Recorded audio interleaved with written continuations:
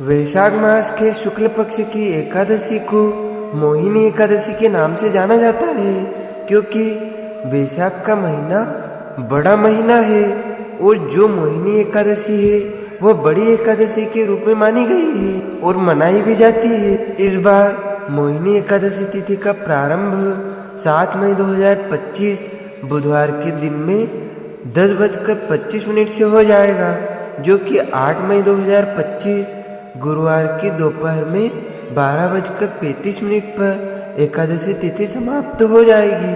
सूर्योदय व्यापिनी द्वादशी युक्त शुद्ध हरिवास जो एकादशी रहेगी वो 8 मई 2025 गुरुवार के दिन ही रहेगी।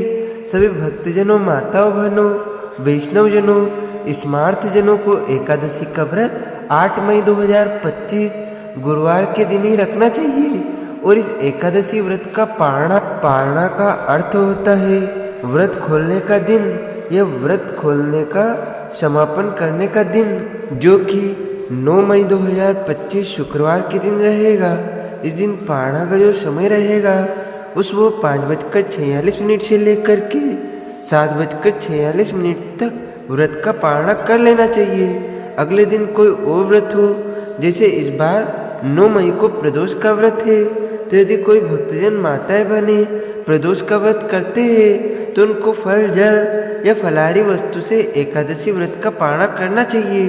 और यदि आप अगले दिन कोई और व्रत नहीं रखते हैं तो आप चावल से या अन्न से, भोजन से भी व्रत का पारणा कर सकते हैं। भक्तजनों, माताओं, बहनों, सादर जय श्री कृष्ण। हमारे YouTube चैनल में आप सभी का बहुत बहुत स्वागत है। मैं हूँ आपके साथ पंडित आचार्य नीलेश शर्मा। आज हम आपको मोहिनी एकादशी की संपूर्ण जानकारी इस वीडियो के माध्यम से प्रदान करने जा रहे हैं। तो आप सभी से अनुरोध है कि इस वीडियो को अंत तक देखिएगा और देखने के बाद अधिक से अधिक लोगों को शेयर भी कर दीजिएगा। साथ ही आप सभी से अनुरोध है, यदि आपने हमारे और आपके इस YouTube चैनल को अभी तक सब्सक्राइब नहीं किया है तो अभी और इसी समय सब्सक्राइब कर लीजिए, ताकि इसी प्रकार के ज्ञानवर्धक वीडियो आपको सबसे पहले प्राप्त हो सके। तो सबसे पहले आपको और आपके पूरे परिवार को वैशाख माह की मोहिनी एकादशी की बहुत बहुत शुभकामनाएं और बधाइयाँ। भगवान श्री हरि लक्ष्मी नारायण जी का भरपूर आशीर्वाद आप सभी के जीवन पर निरंतर बना रहे। आप सभी सुखी रहे, स्वस्थ रहे, व्यस्त रहे और मस्त रहे, सदैव उन्नति और प्रगति को प्राप्त करते रहे। विष्णु एकादशी गीता तुलसी विप्र धेनवः असारे दुर्ग संसारे षटपदी मुक्तिदायिनी। अर्थात भगवान श्री हरि विष्णु जी का पूजन करना, एकादशी का व्रत रखना, गीता जी का पाठ करना, तुलसी जी का पूजन एवं दर्शन करना, ब्राह्मण देवताओं की सेवा करना, उनको दान करना, उनको भोजन करवाना तथा गोमाता की रक्षा और सेवा करना, यह 6 कार्य इस कठिन संसार सागर को, भव सागर को पार करने हेतु मुक्तिदायक बताए गए हैं, मोक्षदायक बताए गए हैं। इसलिए एकादशी का जो व्रत है वह सभी को अनिवार्य रूप से करना चाहिए। पूरे साल में 24 एकादशी आती है, लेकिन जिस साल अधिक मास या पुरुषोत्तम मास आता है उस वर्ष उनकी अधिक संख्या हो जाती है, यानी उस साल कुल मिलाकर 26 एकादशी आती है। प्रत्येक महीने में 2 बार एकादशी आती है, एक कृष्ण पक्ष में आती है, दूसरी शुक्ल पक्ष में आती है। दोनों ही एकादशियों का भिन्न भिन्न महत्व हमारे धर्म ग्रंथों तथा पुराणों में बताया हुआ है। जो भक्तजन, माताएं, बहनें एकादशी का व्रत करते हैं उनके जन्म जन्मांतर के करोड़ों पाप भस्म हो जाते हैं। एकादशी का व्रत भगवान श्री हरि लक्ष्मी नारायण जी का परम प्रिय व्रत है और जो मनुष्य एकादशी का व्रत करते हैं उनके ऊपर प्रभु श्री लक्ष्मी नारायण जी की अपार कृपा होती है और उनके पुण्य में वृद्धि होती है। और जब पुण्य का उदय होगा तभी मनुष्य के जो है सुख, शांति और भौतिक सुखों की प्राप्ति होगी। जो भक्तजन, माताएं, बहनें एकादशी का व्रत करते हैं उनको अपने जीवन काल में कम से कम एक बार एकादशी व्रत का उद्यापन अवश्य करवाना चाहिए, यह स्वयं करना चाहिए। यदि वह स्वयं उद्यापन नहीं कर सकते हैं तो किसी भी आचार्य या पुरोहित के माध्यम से भी आप एकादशी व्रत का उद्यापन करवा सकते हैं। देवालय में, शिवालय में, तीर्थ में, मंदिर में, आश्रम में एकादशी व्रत का उद्यापन करवाने का बहुत अधिक पुण्य माना गया है। और यदि आप चाहें तो हमारे माध्यम से भी अपना नाम और गोत्र हमें व्हाट्सएप के माध्यम से भेज के एकादशी व्रत का उद्यापन कर सकते हैं। आप हमसे व्हाट्सएप के माध्यम से संपर्क करें, हम आपको उचित परामर्श प्रदान करेंगे। जो भक्तजन माताएं बहनें एकादशी का व्रत करते हैं उनको दशमी तिथि से लेकर के द्वादशी तक कुछ महत्वपूर्ण नियमों का पालन अनिवार्य रूप से करना चाहिए। इस बार दशमी की तिथि के सभी नियमों का पालन 7 मई 2025 बुधवार को करना है और 8 मई 2025 गुरुवार को एकादशी का व्रत रहेगा तथा 9 मई 2025 शुक्रवार के दिन द्वादशी के नियम का पालन करते हुए व्रत का पालना करना आपको चाहिए। दशमी तिथि के दिन एक समय शुद्ध और सात्विक भोजन करें। यदि बहुत आवश्यक हो तो 2 समय भी आप भोजन कर सकते हैं। दशमी के दिन चावल, शहद, लहसुन, प्याज, मांस, मदिरा, मसूर की दाल, कटहल की सब्जी का उपयोग भोजन के रूप में नहीं करना चाहिए। दशमी के दिन पराय अन्न अर्थात दूसरे के घर का भोजन नहीं करना चाहिए। यदि किसी कारणवश दूसरे के घर का भोजन करना पड़े तो इस हेतु प्रायश्चित के निमित्त अपने गुरु को, आचार्य को कुछ धनराशि या दान दक्षिणा यदि आप प्रदान कर देंगे तो उसका दोष नहीं लगेगा।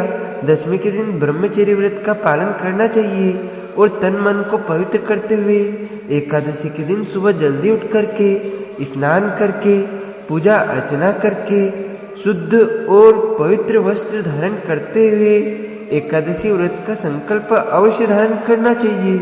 यदि आप निष्काम भाव से व्रत करते हैं यानी बिना किसी कामना के किए जाने वाले व्रत को निष्काम व्रत कहा जाता है, या फिर आप सकाम भाव से कोई व्रत की कामना लेकर व्रत धारण करते हैं, दोनों ही परिस्थिति में आपको व्रत का संकल्प अवश्य लेना चाहिए क्योंकि संकल्प से कार्य की सिद्धि होती है। यदि आप पूरा संकल्प नहीं बोल पाते हैं, नहीं सुन पाते हैं तो आप पद्म पुराण के उत्तरखंड के अध्याय 64 में श्लोक नंबर 34 में जो लिखा हुआ है उसका भी आप उच्चारण करके या श्रवण करके संकल्प का पुण्य प्राप्त कर सकते हैं। एकादश्याम निराहार स्थित्वहम परेहनि भोक्ष्यामि पुंडरीकाक्ष शरणम में भव अच्युत। हे कमलनयन, हे भगवान अच्युत, मैं एकादशी के निराहार रह करके अगले दिन ही भोजन करूँगा, बस आपका संकल्प हो जाएगा। और यदि आपके घर में संकल्प करने की व्यवस्था है तो आप अपने पूजा घर में, देवालय में या पूर्व दिशा की तरफ मुँह करके एक आसन पर बैठ जाइएगा। शुद्ध घी का दीपक प्रज्वलित कर लीजिएगा, जल का पात्र अपने पास रख लीजिएगा। एक पूजा की थाली में रोली, चंदन और अक्षत के स्थान पर यानी चावल के स्थान पर जव तिल रख लीजिएगा। तुलसी जी का पत्ता, कुछ दक्षिणा, पीले पुष्प और एक सुपारी रख करके हाथ की मुद्रा को इस प्रकार कर लीजिएगा। हाथ के मध्य भाग में आप जल रखिएगा। अब आपको 3 बार बोलना है यानी कि उच्चारण करना है। ओम विष्णुवे नमः, ओम विष्णुवे नमः, ओम विष्णुवे नमः। ओम तिथिर्विष्णुस्तथा वारो नक्षत्रम विष्णुरेव च योगश्च करणं चैव सर्वं विष्णुमयं जगत्। ओम विष्णुर्विष्णुर्विष्णु श्रीमद्भगवतो महापुरुषस्य विष्णुराज्ञः प्रवर्तमानस्य अद्य श्री ब्रह्मणोदि द्वितीयपरार्धे श्री श्वेताहारकल्पे वैवस्वन्वन्तरे अष्टविंशतमे कलियुगे कलि प्रथम चरणे भूलोके भारतवर्षे भरतखंडे जम्बूद्वीपे आर्यवर्तांतर्गत ब्रह्मवर्तेकदेशे अवंतिकायां विशाला क्षेत्रे मध्य प्रदेशे देवास मंडलांतर्गत देवास नामने नगरे रविर उत्तरायणे ही ग्रीष्म ऋतुः मासानां मासे पुण्य पवित्र मासे ही वैशाख मासे ही सुबह ही शुक्ल पक्षे ही एकादश्यां तदुपरांत द्वादश्यां पुण्यतिथ्योः उत्तरा फाल्गुनी दिवस नक्षत्रे ही कन्या राशि स्थिते श्री चंद्रे ही मेष राशि स्थिते श्री सूर्ये ही वृषभ राशिस्थे श्रीदेवराज गुरु बृहस्पति वासांगतायामः शेषेषु ग्रहेषु यथा यथम राशि स्थान स्थितेषु एवं ग्रह गुण गण विशेषण विशिष्टयाम सुपुण्यतिथ्यो। आप बोलिएगा मम आत्मनः, अपने नाम और गोत्र का उच्चारण आप कर लीजिएगा। यदि आपको अपना गोत्र याद नहीं है तो ब्रह्म गोत्र या कश्यप गोत्र का भी आप उच्चारण कर सकते हैं। श्रुति स्मृति पुराणोक्त वेदोक्त फल प्राप्त्यर्थम संकल्पित कामना संसिद्ध्यर्थम लोके सभायां राजद्वारे व्यापारे कृषि कार्ये सेवा कार्ये यश विजयादि लाभादि प्राप्त्यर्थम मम इह जन्मनि जन्मांतरे व सकल दुरितो क्षमानार्थम आदिदेविक आदिभौतिक आध्यात्मिक त्रिविध तापो क्षमानार्थम वात पित्त कफ जन दोष परिहारार्थम आदित्य आद्यवायित नवग्रह देवता प्रसन्नार्थम कुल देवता प्रसन्नार्थम पितृदेवता प्रसन्नार्थम सर्वदेवता प्रसन्नार्थम अप्राप्त लक्ष्मी प्राप्त्यर्थम प्राप्त लक्ष्मी औश्चिर्यकाल संरक्षणार्थम 10 विधि लक्ष्मी प्राप्त्यर्थम बहुविधि लक्ष्मी प्राप्त्यर्थम सर्वविधि लक्ष्मी प्राप्त्यर्थम अप्राप्त लक्ष्मी प्राप्त्यर्थम प्राप्त लक्ष्मी औश्चिर्यकाल संरक्षणार्थम सकल मन इच्छित कामना संसिद्ध्यर्थम लोके सभायां राजद्वारे व्यापारे सेवा कार्य कृषि कार्ये यश विजयादि लाभादि प्राप्त्यर्थम मम इह जन्मनि जन्मांतरे व सकल दुरितो क्षमानार्थम समस्त मन वांछित कामना संसिद्ध्यर्थम समस्त पाप दोष शमनार्थम अद्य दिवसे ही वैशाख मासे शुक्ल पक्षे मोहिनी एकादश्यां व्रत कर्मा हम करिष्ये। संकल्प प्रभु को समर्पित करने के बाद हाथ जोड़ करके भगवान से प्रार्थना करे कि हे दीनानाथ, हे दीनबंधु, हे करुणा निधान, आज मैं एकादशी का व्रत करने जा रहा हूँ या करने जा रही हूँ। आप मुझे पूरी शक्ति एवं सामर्थ्य प्रदान करें कि सभी नियमों का पालन करते हुए पूरे विधि विधान के साथ में एकादशी का व्रत में धारण कर सकूं। यदि मेरे द्वारा जाने में अनजाने में कोई भी त्रुटि हो जाए, गलती हो जाए तो मुझे अबोध बालक जान के, छोटा बच्चा जान के क्षमादान अवश्य प्रदान कर देना। इस प्रकार आपका एकादशी व्रत का संकल्प आरंभ हो जाएगा।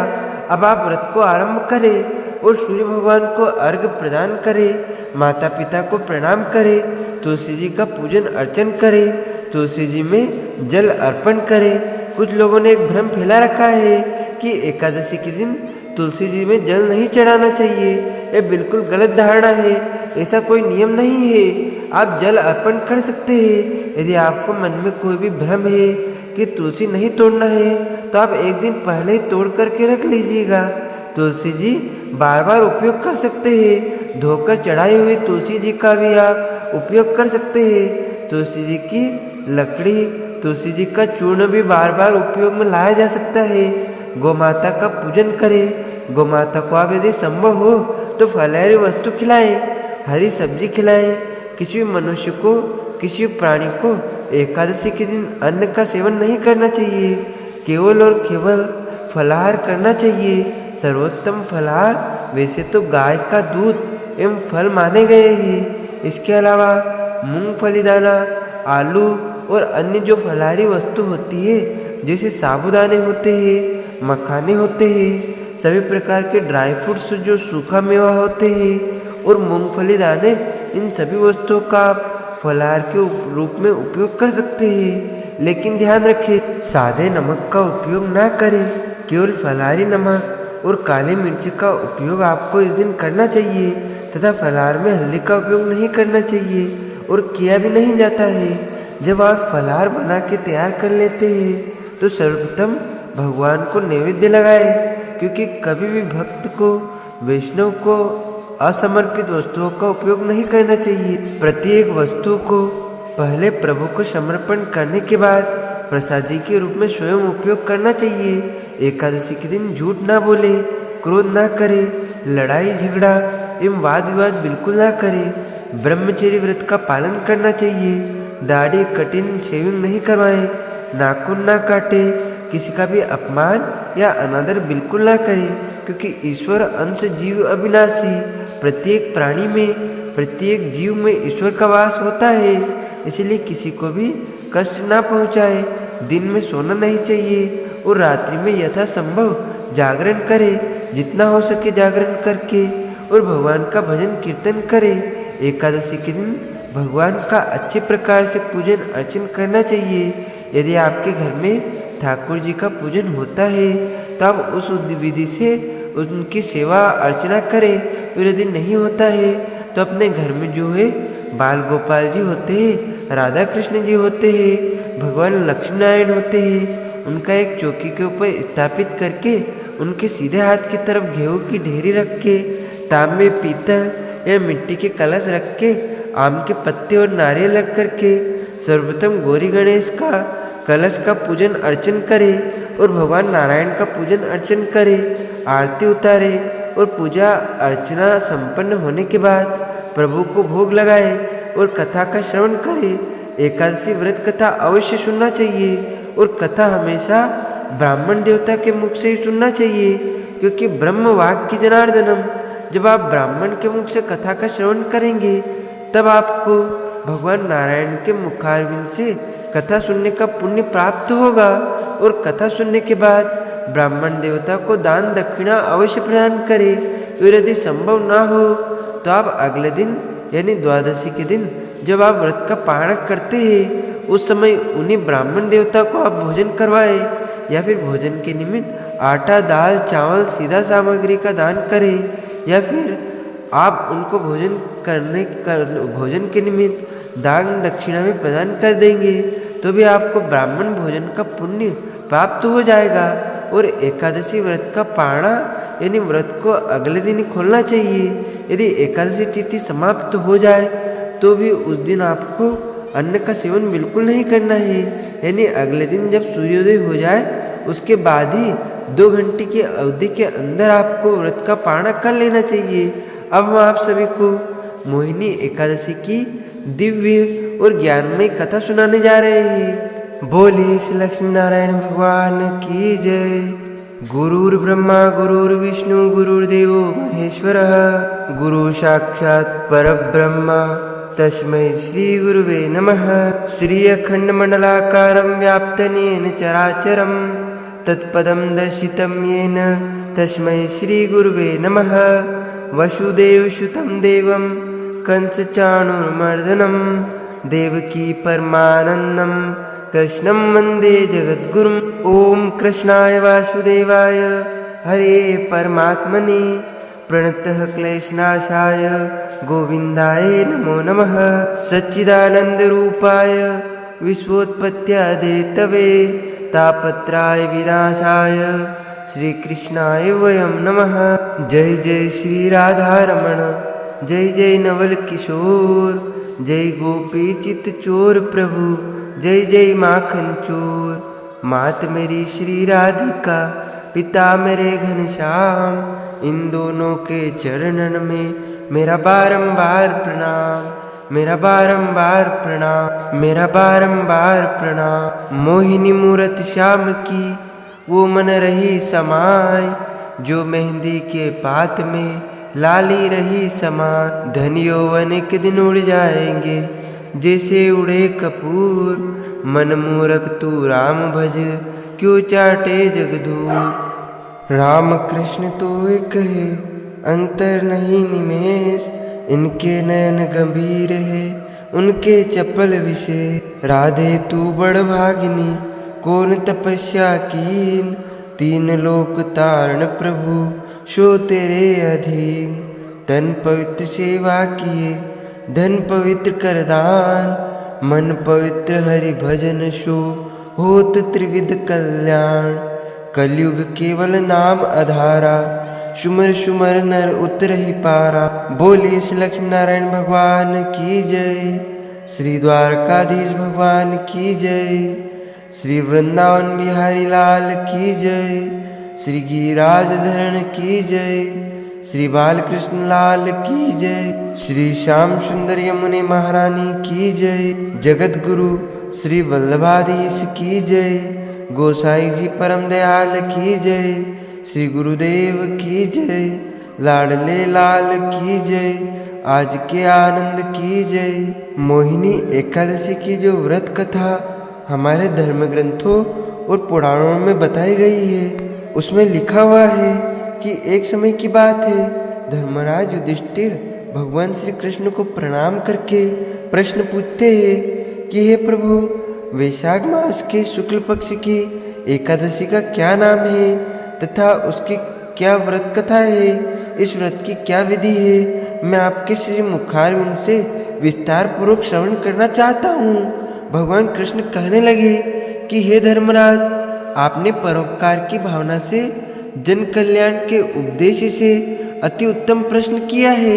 मैं आपसे कथा कहता हूँ जिसको महर्षि वशिष्ठ जी ने प्रभु श्री रामचंद्र जी से कहा था। एक समय श्री रामचंद्र जी बोले कि हे गुरुदेव, कोई ऐसा व्रत बताओ जिससे समस्त पाप और दुख नाश हो जाए। मैंने सीता जी के वियोग में बहुत से दुख भोगे हैं, अतः आप कोई व्रत मुझे बताइए। महर्षि वशिष्ठ बोले कि हे राम, आपने बहुत सुंदर प्रश्न किया है। आपकी बुद्धि अत्यंत शुद्ध और पवित्र है। यद्यपि आपके नाम का स्मरण करने मात्र से मनुष्य पवित्र और शुद्ध हो जाता है, तो भी आपका यह प्रश्न लोकहित के लिए, परोपकार के लिए, जन कल्याण के लिए बहुत ही सुंदर है। वैशाख मास में शुक्ल पक्ष में जो एकादशी आती है, उस एकादशी का नाम मोहिनी एकादशी है। इस एकादशी व्रत करने से मनुष्य के सब पाप नष्ट हो जाते हैं, दुख दूर हो जाते हैं तथा मोह जाल से वो मुक्त हो जाता है। यह व्रत दुखी मनुष्य को अवश्य करना चाहिए। इससे मनुष्य के सब पाप और दुख नष्ट हो जाते हैं। अब आप ध्यान पूर्वक इसकी कथा का श्रवण करिए। सरस्वती नदी के किनारे भद्रावती नामक एक नगरी थी। वहाँ पर दत्तिमान नामक चंद्रवंशी राजा राज्य किया करते थे। इसी नगर में धन धान्य से पूर्ण पुण्यवान धनपाल नामक एक वैश्य यानी कि बनिया भी निवास करता था। वह अत्यंत धर्मात्मा एवं भगवान श्री हरि विष्णु का परम भक्त था। उसने नगर में अनेक भोजनालय, प्याऊ, कुआं, सरोवर, बावड़ी, धर्मशाला आदि परोपकारी निर्माण करवाए थे और सड़क पर आम, जामुन, नीम आदि के अनेक वृक्ष छायादार भी उसने लगवाए थे। उस वैश्य के 5 पुत्र थे, सुमना, सद्बुद्धि, मेधावी, सुकृति और दुष्ट बुद्धि। इनमें से जो दुष्ट बुद्धि नामक 5वां पुत्र था, वह महापापी था। वह पितृ आदि देवताओं को नहीं मानता था। वह वेश्य और दुराचारी मनुष्यों की संगति से में रह के जुआ खेलता था तथा पराई स्त्रियों के साथ में भोग विलास करना उसका कार्य था। मदिरा पान करना, मांस का सेवन करना उसका प्रमुख कर्म था। और भी अनेक प्रकार के कुकर्मों में वह अपने पिता के धन को नष्ट कर रहा था। वेश्याओं के साथ गले में हाथ डालकर वह घूमता था। इन्हीं कारणों से उसके पिता, भाइयों तथा कुटुंबियों ने, परिवार वालों ने उसको घर से निकाल दिया और सभी उसकी निंदा करने लगे।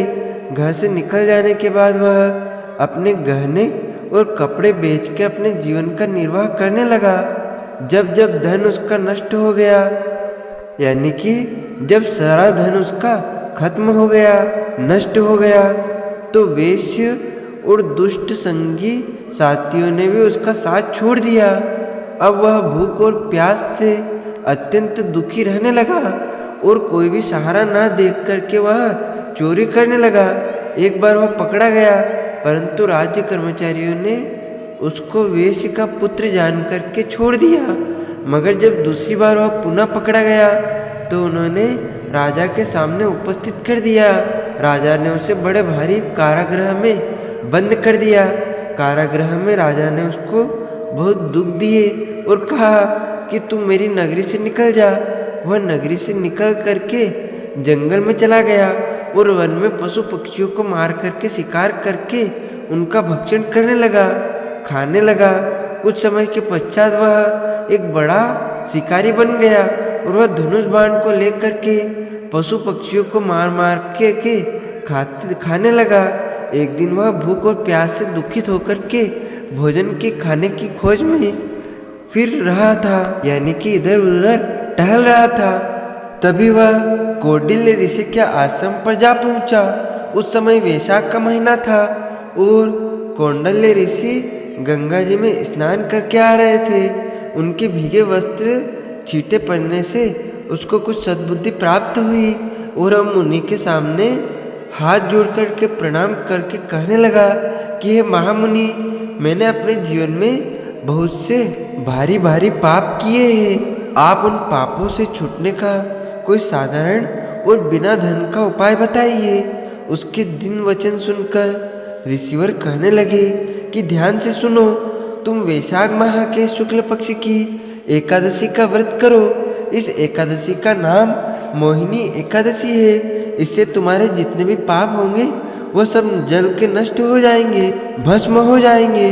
मुनि के वचन को सुनकर के वह अत्यधिक प्रसन्न हुआ और उनके द्वारा बताई हुई विधि के अनुसार उसने वैशाख माह के शुक्ल पक्ष की मोहिनी एकादशी का व्रत धारण किया। हे राम, इस व्रत के प्रभाव से उसके सब पाप नष्ट हो गए और अंत में वह गरुड़ पर विमान पर चढ़ करके भगवान श्री हरि विष्णु लोक को वह प्रस्थान कर गया। इस व्रत से मोह आदि सब नष्ट हो जाते हैं। संसार में इस व्रत से श्रेष्ठ अन्य कोई भी व्रत नहीं है। इस कथा को सुनने से या इस महात्मा को सुनने से हजारों गोदान का पुण्यफल प्राप्त होता है। मोहिनी एकादशी के संदर्भ में एक और कथा आती है कि जब देवताओं और दानवों में समुद्र मंथन हो रहा था, यानी देवताओं और राक्षसों में समुद्र मंथन हो रहा था, उस समय की यह कथा है। समुद्र मंथन के समय जब अमृत कलश प्राप्त करके देवताओं और असुरों में अपाधापी मच गई, तब असुर देवताओं से अधिक बलशाली थे, जिसकी वजह से वह देवताओं पर भारी पड़ने लगे। उसके बाद सभी देवताओं ने भगवान श्री हरि विष्णु जी से मोहिनी अवतार धारण करने की प्रार्थना की और भगवान विष्णु ने मोहिनी स्वरूप धारण कर लिया और असुरों को अपने मोह के जाल में फंसा करके सारा अमृत देवताओं को पिला दिया। इससे सभी देवताओं ने अमृत को प्राप्त किया। यही वजह है कि इस एकादशी को मोहिनी एकादशी के नाम से जाना जाता है। इस प्रकार मोहिनी एकादशी की कथा का यहाँ पर समापन होता है। बोलिए श्री लक्ष्मी नारायण भगवान की जय।